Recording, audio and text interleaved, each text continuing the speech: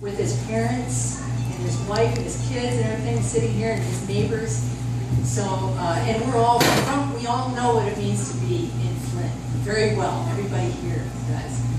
So we are here to celebrate Connor Corrin's fourth book, his biggest, most ambitious project yet, following on his other books, as you all know, I think, Hungry Rats, Atlas, his short stories, and Shattering Glass.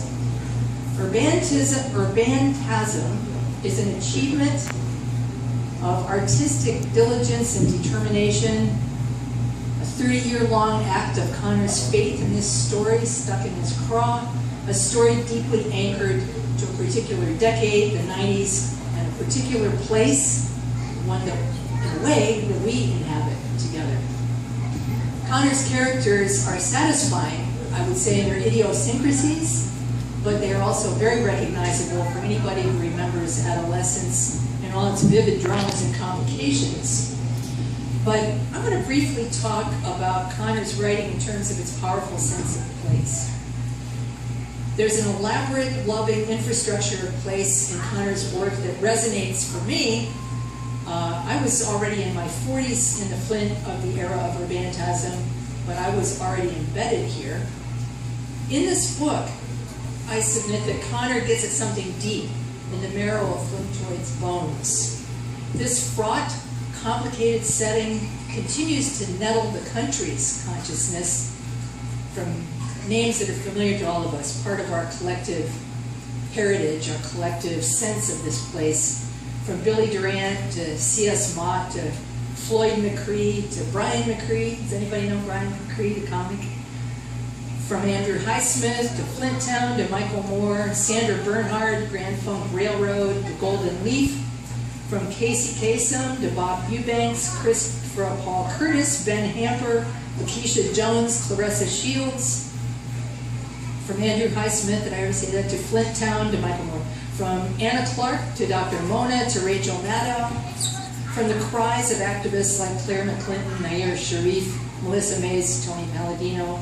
This is a place that can confound and infuriate and still slogs on, grinds on, its black and blue history, reversals, and indignities carried on its back like the shell of a chambered nautilus. I picked that image out of love and hope, the notion that we move in this city from room to room as the previous one becomes too small, too confining to accommodate what we need and what we are.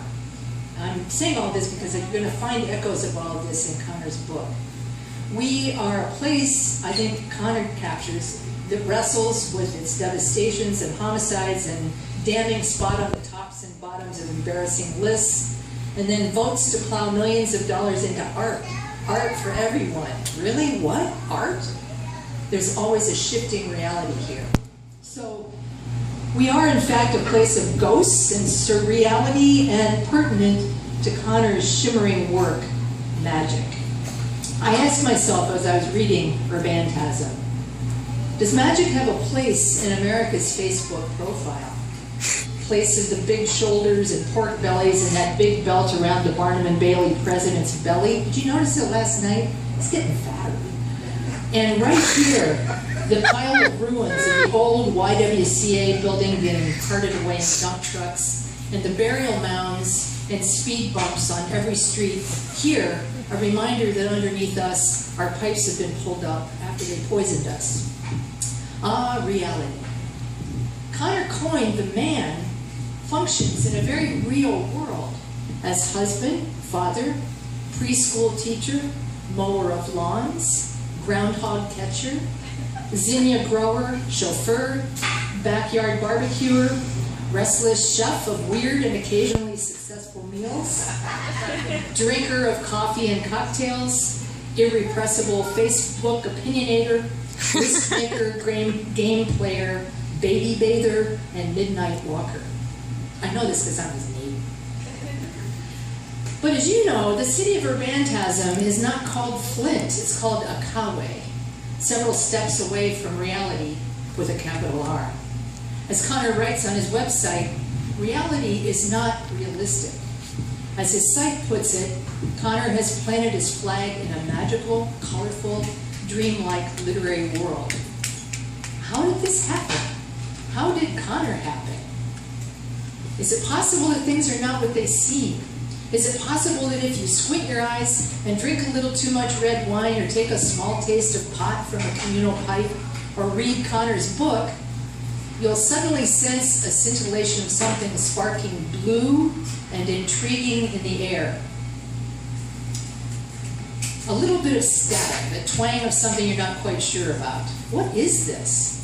A message from the ancestors, a memory both troubling and beautiful from your own childhood, evidence of some world beckoning and maybe just within our reach, mysterious and maybe even hopeful of some redemption in this life, something offered from the lives and awkwardness and yearning of Connor's endearing, wild, wise beyond their years, youthful characters. That's the fun and significance, I would say, of Connor's book. There's more going on than you might think.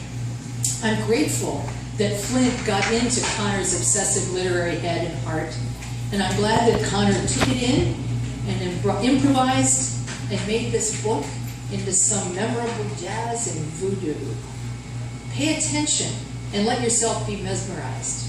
Let John Bridges tell you his story and make room for something troubling and magical.